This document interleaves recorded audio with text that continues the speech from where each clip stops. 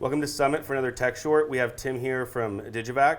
We're going to talk about the Summit Apollo vacuum controller. And today what we have set up with this device is an Agilent IDP7 pump. We have a vacuum sensor at the top end here, which would simulate having a vacuum sensor next to your pumps. We have the first location vacuum sensor, which would simulate the vacuum sensor at the short path, and then we have a sweep valve installed here, along with a shutoff valve on the Apollo. And we're going to go into some of the details on the product first before we go into a in-depth review of how to operate the screen with all the different features. So Tim, tell us how this thing started. So you and I were working together, and we had just worked on the SVG1, and you said, hey, I really want to automate this short path, and I want to make it easier for people to use. And a few things you wanted is the ability to see pressure points, not only at the condenser, but also at the pump. That way you can actually see that differential flow and really understand what's going on with your short path. And that was the SVG3, and that went pretty well. Remember, you started using diffusion pumps. So we added a sensor so we could put that right on the diffusion pump so we could really do that high vacuum stuff when that was really sort of the thing that people really wanted to do.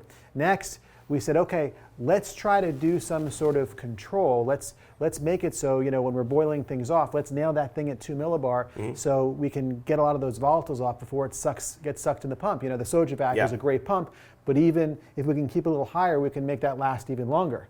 That didn't take off as well, but we'll talk about it. Yeah. The last thing we did, which was crazy, was this sweep valve thing. Yes. Remember that conversation? Yeah. You're like, hey, Tim, I'd really like to do this. Do you have something like that? I'm like, yeah, we've got something, and it works really well. Yep, it has to be just implemented into a more of a control factor for our application versus like a standalone box, because then you have to tie different boxes together and make them communicate. It's a little bit more complicated. So what was your idea in that whole sweep thing? Like, how did that come to you? So I was doing some research, and I found that in a petroleum distillation system, sometimes the column will subcool in process just because of how molecules are moving through it. And during certain processes, they would send in hot steam, and they'd flush the system with steam in between the process, which would keep the system warm and also move the volatile molecules over to their desired location. So what we did was we first started experimenting with the short path. We would run it, and then we'd hook up a little hose and then blow smoke into it. And we would notice that when you did that, you could actually see smoke going through it. So the concept was the surface tension where the molecules come off normally requires, say, X temperature and X pressure. And if we were to sweep the surface of those molecules, for instance, the fractions you're distilling, they don't want to go downwards. They're going to want to rush out of the system. And it literally is like displacing the molecules. So if your flask was distilling and you had a bunch of fractions that were displaced floating around there waiting to creep up and come out of the system, you're now displacing it with an inert gas and you're sweeping those molecules out. And it's almost like turbocharging. It was very useful. In fact, most of the customers who buy it live by it.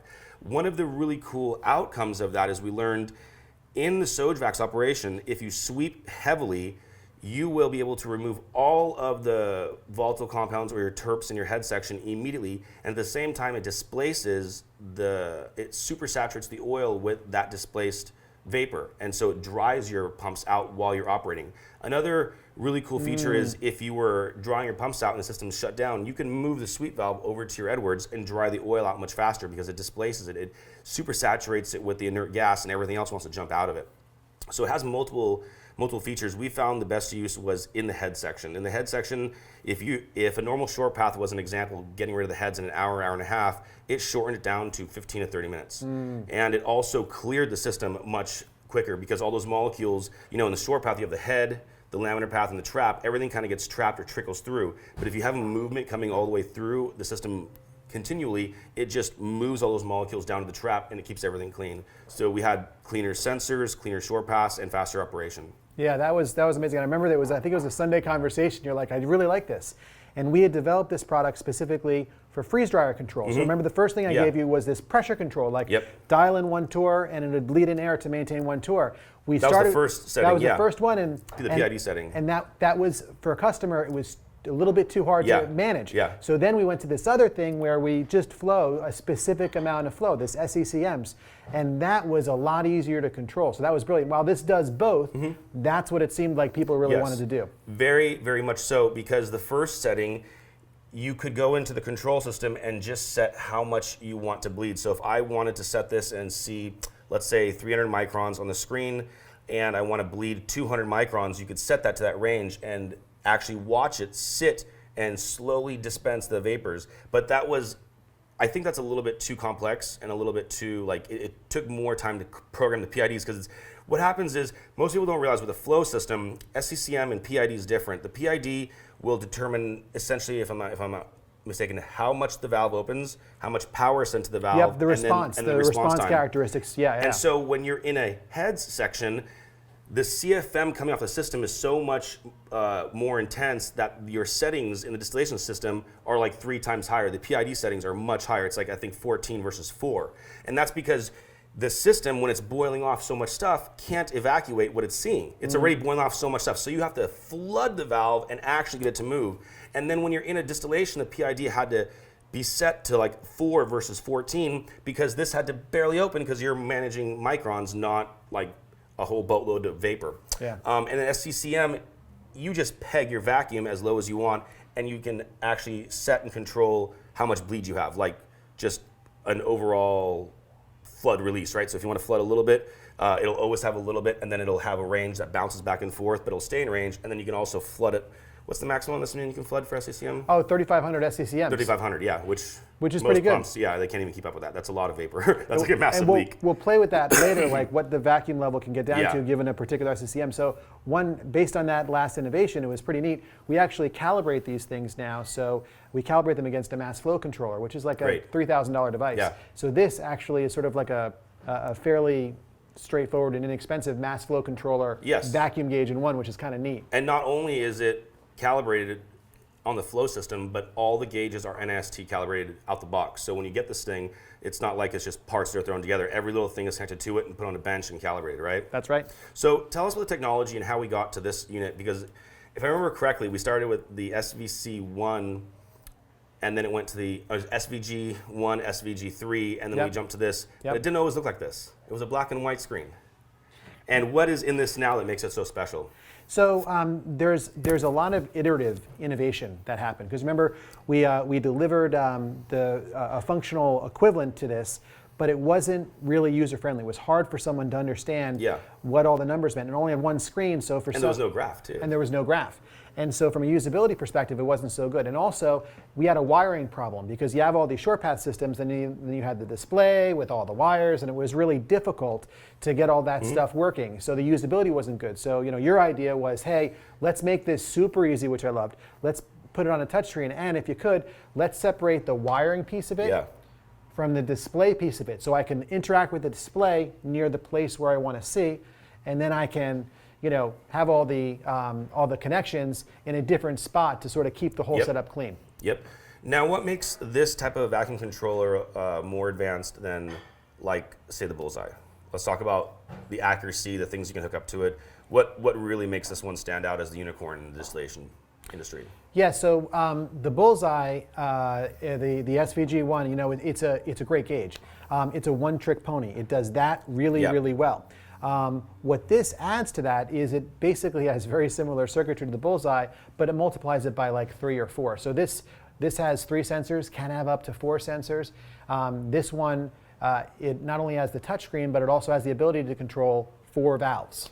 Excellent. So, and now these are the types of valves. Tell us about these valves that you've chosen for this type of application, which this is only one version. We could also use the Dynamo. There you go. And this is just a static open close. It is. Not dynamic. It's fairly inexpensive. It's a very simple valve, and what we can do, it's a bellows valve, so it has the full KF25 opening, which is really nice. And what we do, it's called bang bang control, actually. We literally open and close that valve to maintain a particular vacuum level. Believe it or not, that's how most people do it, and it works really well. And in the application-wise, this would be, say, for instance, if you had multiple pumps on a shore path, you would set one valve with a range and, say, put that on a Soj vac for your terpenes, your head section. Yep. And then you can set another range on the controller to control a second valve. So for instance, if we're wanting to run wet vacuum all the way down to 1,000 microns, this will shut off once it passes 1,000, and the next one opens up and lets the Edwards engage. Yep. Great. You want to make this stuff really, really easy. You know, all my work with ShorePath, people are busy and they're focusing on a lot of things. So if there's a few pieces of that we can automate, it's just going to make it easier.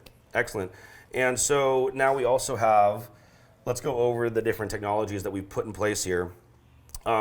This is the Brainbox, right? Yep. So this will control stock when a customer buys it.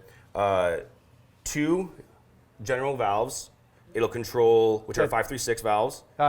Gauges. Vacuum gauge, yes. Yes, and it will also control off the bat 2 of these. That's right. Valves. And we have a hidden port in there for UHVP, right? That's right. So the UHVP is it's just a general internet port, right? Yep. So we use this internet ported, what is that, a Cat 8 or? It's basically a high-end Cat 8 cable, Okay. but it's RJ45 FCC 68. Okay. So you can't plug this. It's not an Ethernet protocol. We're actually using analog wires and Excellent. and a particular scheme to do it, but it's the same physical cable. And now that would just plug, for ease of use, you just take this and it goes right in. Yeah. And then what we do is we engage it by pressing the settings button, and we go to sensor enable, and we enable the sensor. And now what does this deliver for us on a whole package? Yeah, so now we're adding a sensor, and this sensor goes down to 10 to the negative 10 torr, like 10 to the negative 10 For millibar. diffusion, turbovac, that kind of work. Even if you're not on a short path, you can have sensors that are maintaining like telling you where you're maintaining your vacuum at with a range closer to your short path, maybe to a roughing pump, and then you can put this right on the diffusion pump or the turbo pump, and it'll give you direct vacuum ranges, how it's operating. So if you're testing a pump and you want to know if it's going to work for that day, or if you have to do maintenance, an oil change on a diffusion pump, and you have a leak, this will tell you if that leak's going to occur, right? That's right. Excellent.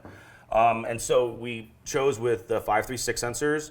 And tell us exactly why is this so unique, and particularly, I believe, we're going to be doing the testing with it disconnected, but we have a gauge here that Digivac helps supply with us, and they tune it to, what's the PSI in here? 1.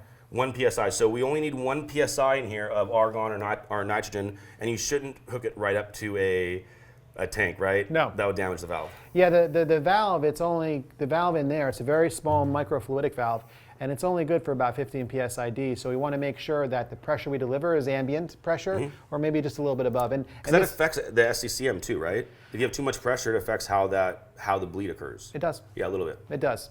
Yeah, so we designed this specifically for a vacuum application. Excellent. And tell us about the screen. How durable is the screen for laboratories? Well, it's a resistive touchscreen, so you can't do those things you can do on cell phones where you like drag and pinch and all that kind of stuff. It's meant to be able to be used with gloves. So if I press it, it's going to go. It's going to move. So I see people using gloves with this, and that's fine. And if they get it dirty, they use regular alcohol to clean it. Yeah, so this is it's not waterproof. So anything you would do to a laptop, you can do to this. It has sort of a bit of a rain effect where if something kind of comes right down, it'll all drain off, but you really want to be careful to not get stuff on it. Yeah, excellent. So do you have anything else you want to tell us about this system before we turn it on, get it running?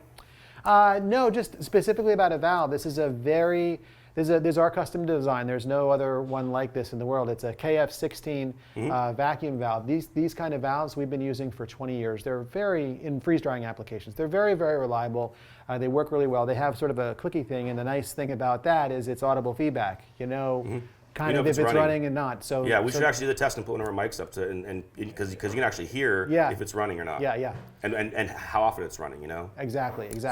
So I think that's very interesting. I think what's really cool is all these features are available right on the Apollo control system, and they're also available on the Athena software. So this system will plug in USB to the software, and it can log the entire data set, the whole run, everything, and you can control the valves, you can control the bleed, you can see where all your vacuum ranges are at. So I think it's a very exciting product. Everyone really likes it. In fact, everyone who gets it, they always tell me that they have more than one use for it. So when they get in their laboratory, they don't just put it on their short path. If they're doing maintenance, they're tearing pumps down and doing oil, they put sensors all over the different pumps, and they can just test everything at once, and they can see, which is really unique, the curve. I mean, there's some small controllers and some things you can see, but you really don't get like an analytical pump curve when you pump down and you want to see like I have patterns. So every maybe week I will change the oil in my pump as an example, or every few days, and I can plug it in and turn it on, and I'll see that same pattern. And when that pattern changes, my pump's going out. I know it. Yep. So let's go ahead and depressurize the system and engage it. And we'll get the video up here and show you guys all the different features.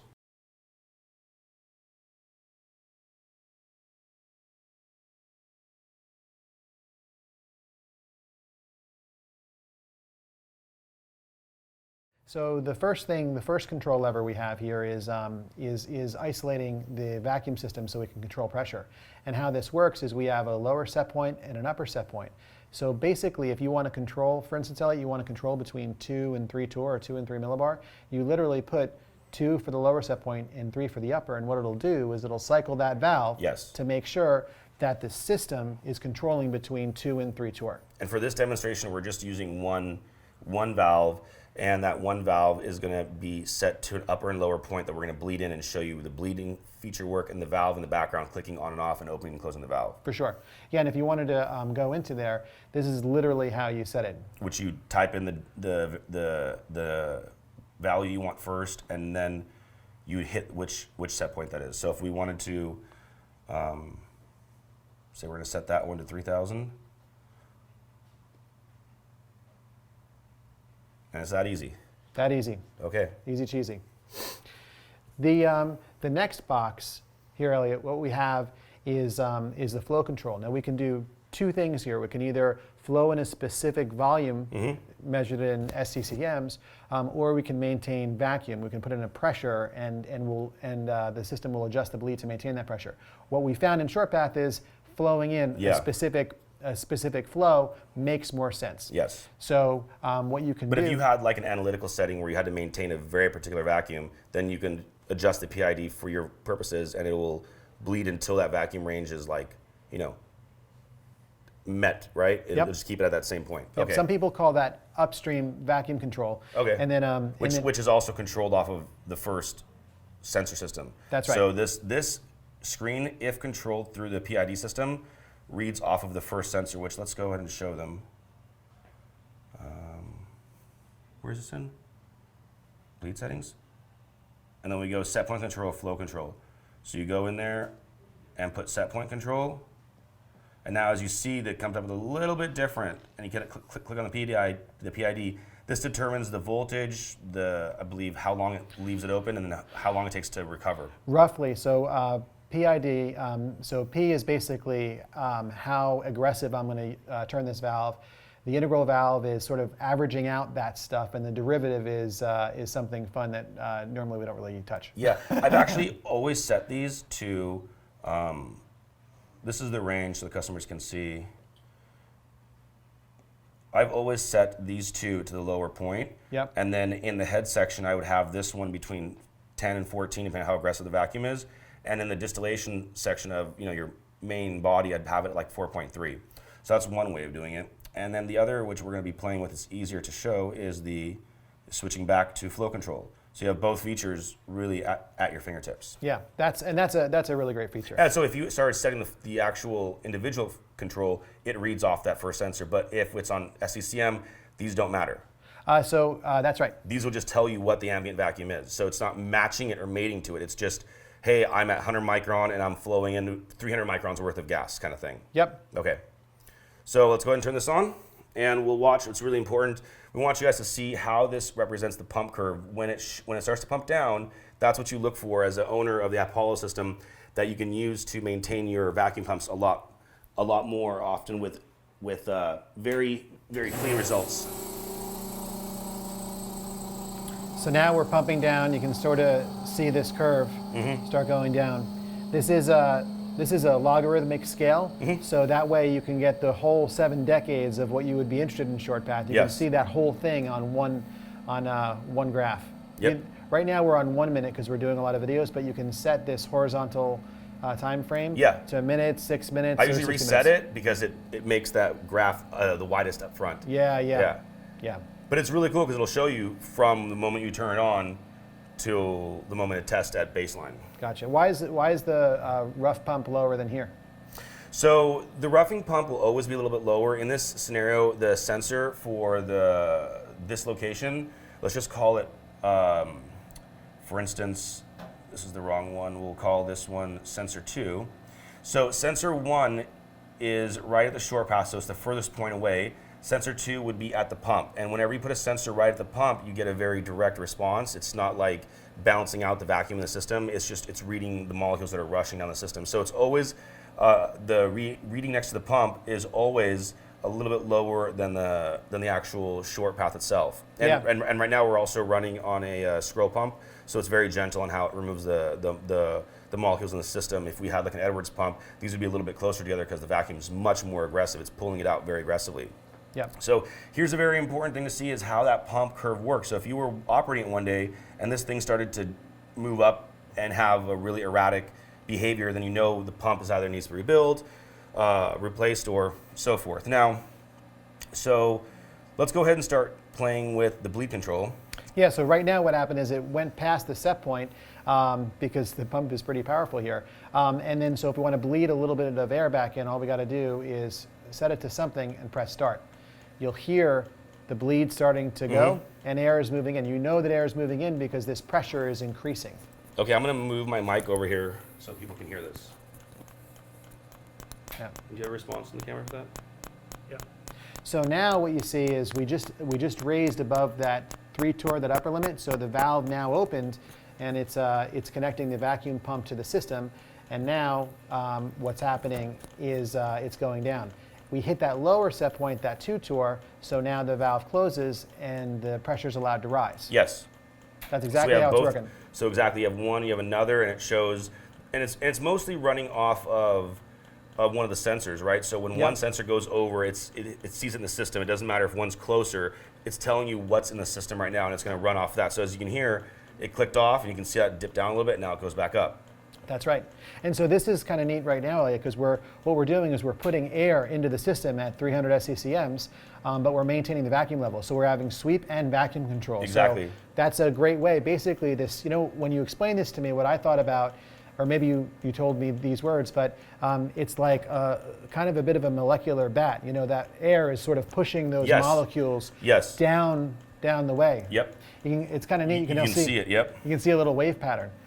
Now for the accuracy, let's say we shut off the control valve. Go ahead and shut the control valve off so we can see how the SCCM will balance with the vacuum pump. Oh, gotcha. Okay, cool. So what we can do is we can put this just really low, say to 1 millitorr.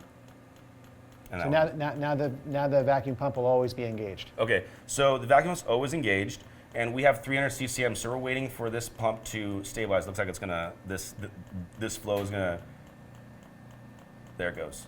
Yeah, so that the valve is, you'll hear that delay. That's actually part of the design for valve longevity. Okay. It's about a 6-second delay for the valve. If you want something quicker, we've got other valves that can do it better. But great. So now we're going to see where it's going to balance off. Okay. Yep.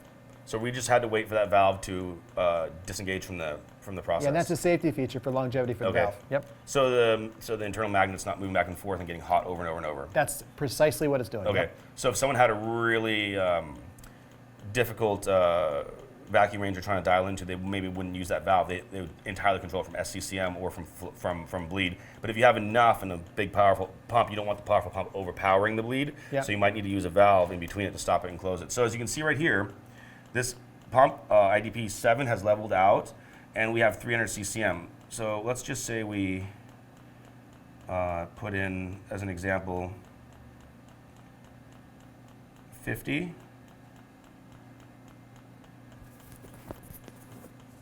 So we're bleeding in less air. Less air, less. So the vacuum, so now the bleed is no longer overcoming the vacuum pump's ability to pull down. So now we're reaching a deeper pressure. Yep, a deeper pressure, exactly. And when we control the vacuum with this upstream, with this bleed, that's precisely what we're doing, is we're letting in enough air to maintain a particular level. Exactly. And here we're effectively manually doing it. Yep, and right now it's still dipping. It hasn't leveled out, but it's about to level out. We have this control valve on the top here, and the numbers are just about to stop moving. So that means at 50 SCCM, and so we have a vacuum point on a device that's not bleeding in any extra air. We're just bleeding it in ourselves. We're able to maintain, this is close to about 400 It's about 400, and we put in 50 SCCM, and we're about 474. So it's really close. There's a little bit of a range, but I think that just has to do with balancing it out. But let's try this again. So if we stop this, let's see where it levels out at. Because we're about 472, right? Yeah. So it goes right down. Goes right down. So you know the nice thing about this, Elliot, is you can balance vacuum level and flow. It's just where that is set. It's like a recipe. Like, what do you want to use? Do you want a little more flow, a little less flow? Well, I want this vacuum level, so maybe I'll use a little less flow in order to maintain that. You can balance those variables, where before this you really couldn't. It was hard to. I understand that. So now that we wait for this to level out, we could adjust this on a slower amount. Say 5 CCM. So the useful range of this valve, Elliot, is really about 25 SCCM. So we'll start at 25. Yeah, it doesn't really resolve any better than 25 SCCMs. If a customer wanted to do that, we would change the sweep valve itself. That's right. We would actually, to get that kind of granularity, we'd have to go to a mass flow controller.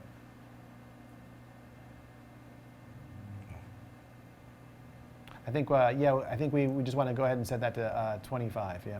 25. There we go.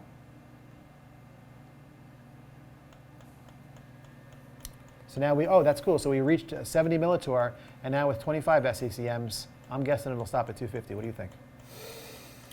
Probably. I think it's easier to control with the exact micron range on the PID setting, but it's harder to do that. Yes. It takes a little more skill. But you'll be able to set this up in your laboratory and say set up a short path, and then when it's dead, just not operating, you can start bleeding and see where your vacuum system balances.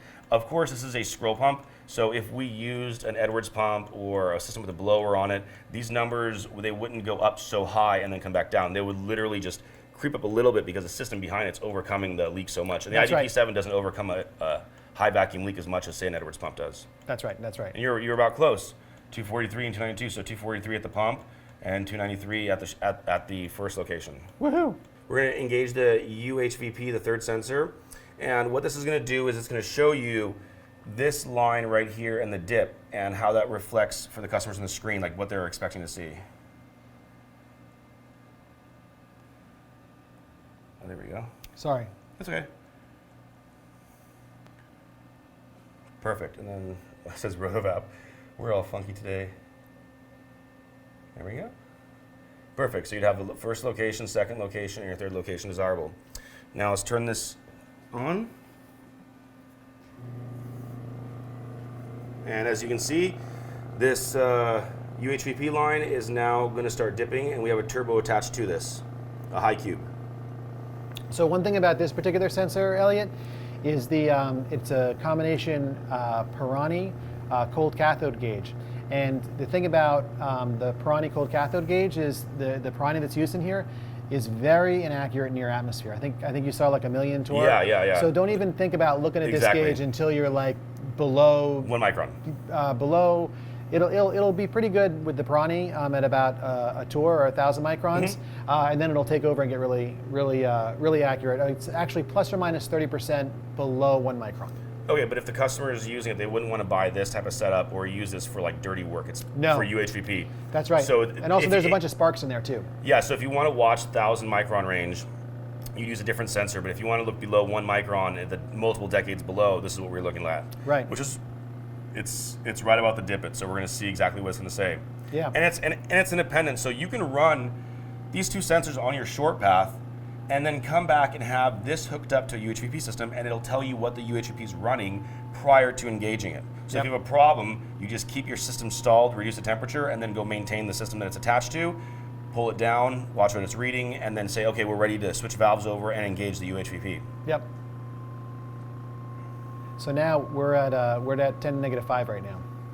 Excellent. So that's 10 to negative 3, 10 to negative 4, 10 to negative 5. So 4.5 times 10 to negative 5. We're in the 5th decade now. Yep. Okay. Yep. So yeah, so that works really well. But this sensor, you want to make sure, keep it clean, yes. And you should really isolate it. So if you're going to have it in the system, and it's going to see higher pressures or it's going to see solvent and things like that, isolate it before you get to those higher pressures and those solvent loads. Which is why we could have the switch valves. Yes. So you can program them for different ranges, and so if your turbo pump's running, you don't want to flood it with a bunch of gas and throw the blades everywhere. What are you going to want to do? isolate the system, it's going to shut down automatically, and then your other pumps take over. That's a great application for this, yep. So what we'll use is sometimes we'll use these medium vacuum sensors. We'll use those medium vacuum sensors because they're very inexpensive and they're very robust. Excellent. So we'll use those to tell me when it's safe to use my really expensive sensors. Yes, excellent. And now we're creeping on the bottom of the fifth scale. Yep. We're about to hit sixth scale. I think this pump's only been running for like a couple seconds too. Yeah, so the nice thing is the sensor is right on the pump. So yeah, it's going to give us an instant reading. Okay. So here we are into the sixth. Into the sixth scale. Now, the deeper vacuum you have, Elliot, it's pulling all these molecules out. So it gets very, very hard to go low. So yeah, it takes a lot of time. Yeah. So our demonstration isn't to try and peg the vacuum. It's just to show you the applications for the third location sensor and what it can be used for. And we didn't want to have a convoluted setup here, so this is our test bench, and this one's running at the currently with at 133, 107, and then this one's running at about 7.1 into the sixth decade now. That's right. Yep. Cool. Really, really cool. Can you think of anything else the customers are going to want to know about these systems? I think it's important to play. I really think it's important to play with this stuff because we're dealing with there's people in physics that do this work every day and have a tough time understanding all the concepts that we've covered. Mm-hmm. So I think it's really important just to be familiar with it. For the customers to play with this stuff, to change flow a little bit and to change vacuum level to see how the two affect. And anyone I talk to, any of your customers that I talk to, they are so focused on their craft and improving their craft. And I think what you've created here is something that really helps them have all the knobs they need to really... In one package. Up their game a little bit. A lot of our customers call it the unicorn of sensors. It's not just a sensor, it's a whole controller that does many, many things. And I've been blown away by this product. I mean, it's only developed into a better product. It's just getting better quality, screens are cleaner, interfaces get advanced. And the usage, I think, like you said, you've got to really play with the product. And the important thing, to consider is, how accurate is it? What's the accuracy? So if I have a pump or I'm working on a pump for someone and I hook up and test it to this, how accurate is this? So to be clear, these thermocouple sensors, they've got a stated accuracy of about 10 to minus or plus or minus 15%. Mm-hmm. And if you look at our website, there's different ranges and it has different accuracies there. So from maybe 100 millitorr to 2,000 millitorr, it's plus or minus 10%. It's probably better. Below that, it's plus or minus 2 millitorr. Then when you get to below 10 millitorr, it's plus or minus 2, plus or minus 3 millitorr. So that's what we're talking about. But if we had a gauge in theory that was perfect, how accurate is the system? It's very accurate. So it's to an NIST standard. Yeah, so all these are calibrated against the NIST standard that are in my lab. Every single thing that gets shipped to you is calibrated against a NIST standard. That's excellent. So the customer knows when they do a test on a pump, or when a customer brings us a pump and we give them an answer, it's an exact answer. There's no if, ands, or about. There's no mystery. This is what the exact. So if you're writing a white paper or an SOP and you have to put down an actual reading, this is an exact reading. Yep. Perfect. And I think what customers might start doing too is they might start saying, hey, I'm going GMP. I actually need a paper that says that. I need an actual NIST calibration with the paperwork. Mm-hmm. That's something that you have the facility to do. Yep. They just ship it back to us and we go ahead and recalibrate everything with a NIST standard. Typically that happens once a year when you get to that level. It's only for GMP facilities, right? Yep. Great. Where you actually need the quality spec. And Elliot, you might want to say, hey, what happens if I'm doing this research? I need better accuracy. The nice thing about this system is we built this thinking about people doing really, really good research and creative research. Mm-hmm. So now that's when we can start adding capacitance manometers and other things. Because you only have a certain technology that applies to a board, to this sensor. And you have to have a more accurate board to a more accurate sensor and down the line. So we don't want to talk about the other guys because we don't want to blow them out there, but we have other users and technicians who use a model of this, right? And this is for pump repairs and analytical answers for them. Right. Yeah. So it's not just this practical usage in the short path use in the laboratory, but they use this in literal warranty uses, repair uses, testing uses, side-by-side uses, things like that to determine, hey, is my pump operating good when it's rebuilt? is that curve what I'm going to expect, or are the numbers so far out that I've identified that I did a bad rebuild kit? You know, things like that. So it has a wide range of uses. I think aerospace too, science can benefit. I have many space agencies that use this particular product. I've got most of the manufacturing firms that use this product. I've got laboratories, national laboratories that use this product. Yeah, so I mean, while we develop this with your customers in mind, there's a broad range. It's a very broad range. It's that accurate that people love it that much in all the other industries. All the things that we've built in, the ease of use, and basically the pocket knife of vacuum gauges and controllers. You know, we've built something that someone can really get up and running very easily. And like you said, if they needed another accuracy, we just take the same platform, change the boards out, change the sensors out, and now you have a slew of different options you can have at your fingertips. Absolutely. Excellent. Well, give us a call if you have any more questions about this. This is the Summit Research Apollo vacuum controller. It's going to come stock, just so you guys know, without the control valve and without the UHVP. So it's the control module, the screen, and 2 sensors, and that will get you going pretty much for almost all uses, right? It's the next level customer, and you don't want to always make the bill so big. So let's start off with the basic set, and then if you need to use one valve, you have one valve. You need to use a second valve, use a second valve. Yep, and it's all ready to go. It's not like you have to send this back. You just plug stuff in, and you can start using it. You just add a sweep valve. Now you've got that sweep feature, but it's built into the base. Exactly. Awesome. Thanks, Tim, so much for showing us the product. All right, so some extra content here. We're going to have Tim describe what he just did and what the system is doing. So should we stop this when we do this? Sure. Okay, so we're going to stop the bleed. And Tim's going to explain what exactly it is that he set up.